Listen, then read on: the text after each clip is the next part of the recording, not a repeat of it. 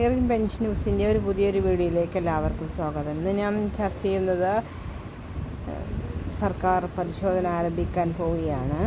മാത്രം പെൻഷൻ ലഭിക്കുന്ന അല്ലാത്തവർ ആരൊക്കെയാണ് പുറത്താവുക, എന്തെല്ലാം മാനദണ്ഡങ്ങളാണ് സർക്കാർ ഇതിനെ പരിശോധനയ്ക്ക് വിധേയമാക്കുന്നത്, ഇതിൻ്റെ വിശദാംശങ്ങളാണ് ഈ വീഡിയോയിലൂടെ നിങ്ങളുമായി ഞാൻ ഷെയർ ചെയ്യുന്നത്.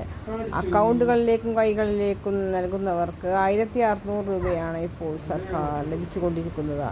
5 മാസത്തെ കുടിശ്ശികയുണ്ടെങ്കിൽ പോലും ഇപ്പോൾ അടുത്തിടെയായി എല്ലാ പെൻഷനുകളും കൊടുക്കുകയാണ്. 62 ലക്ഷത്തോളം വരുന്ന ജനങ്ങൾക്ക് പെൻഷൻ കൊടുക്കാൻ മാത്രം 900 കോടി രൂപയാണ് ഓരോ മാസവും സർക്കാരിൻ്റെ ഭാഗത്തു നിന്നും പെൻഷന് വേണ്ടിയുള്ള ചിലവ് വരുന്നത്. മുമ്പുണ്ടായിരുന്ന പെൻഷൻ്റെ ഇരട്ടി ആളുകളാണ് ഇപ്പോൾ പെൻഷൻ വാങ്ങിക്കൊണ്ടിരിക്കുന്നത്. ഇതിൽ നിന്ന് അർഹത ഉള്ളവരും ഇല്ലാത്തവരും വാങ്ങുന്നുണ്ട് എന്ന പരാതിയുടെ അടിസ്ഥാനത്തിലാണ് തദ്ദേശ സ്ഥാപനങ്ങളിൽ പരാതി കെട്ടിക്കിടക്കുന്നത്. ഇതൊന്നും അന്വേഷിച്ചിട്ടില്ല എന്ന് പറയുന്നു. ഇതിൻ്റെ പിന്നിലാണ് പരാതി വന്നിട്ടുള്ള വീടുകളാണ് ആദ്യഘട്ടവും ഇത്രയും മാനദണ്ഡങ്ങളാണ് നോക്കുന്നത്. 2000-ന് മുകളിൽ വീടുള്ള സ്ക്വയർ ഫീറ്റുള്ള വീടുകൾക്ക് അവർക്ക് ഈ പെൻഷൻ ഗുണഭോക്താവാണെങ്കിൽ അവർക്ക് പെൻഷൻ ലഭിക്കത്തില്ല. അതുപോലെ തന്നെ രണ്ടാമത്തെ കാര്യം, വീട്ടിൽ AC കണക്ഷൻ ഉണ്ടെങ്കിൽ അവർക്കും തന്നെ പെൻഷൻ ലഭിക്കത്തില്ല.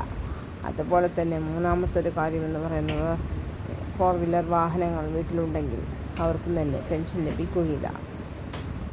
ഈ പരാതി വന്ന വീട്ടിലാണ് ആദ്യം തന്നെ പരിശോധന ആരംഭിക്കുന്നത്. ഇതിനുശേഷമാവും അടുത്ത് ബാക്കിയുള്ള വീടുകൾ പരിശോധന ആരംഭിക്കുക. അതുപോലെ തന്നെ ഇനി അടുത്ത 60 വയസ്സിന് ശേഷം വരുന്ന ആളുകൾക്കും ഇതുപോലെ ചെക്ക് ചെയ്തതിന് മാത്രമാണ് അവർക്കും പെൻഷൻ ലഭിക്കുകയുള്ളൂ, അല്ലാത്തവർക്ക് പെൻഷൻ ലഭിക്കുകയില്ല. അതുപോലെ തന്നെ നമുക്കും തന്നെ പരാതികൾ നൽകാം, എന്നിട്ട് ചെയ്തെടുക്കാം.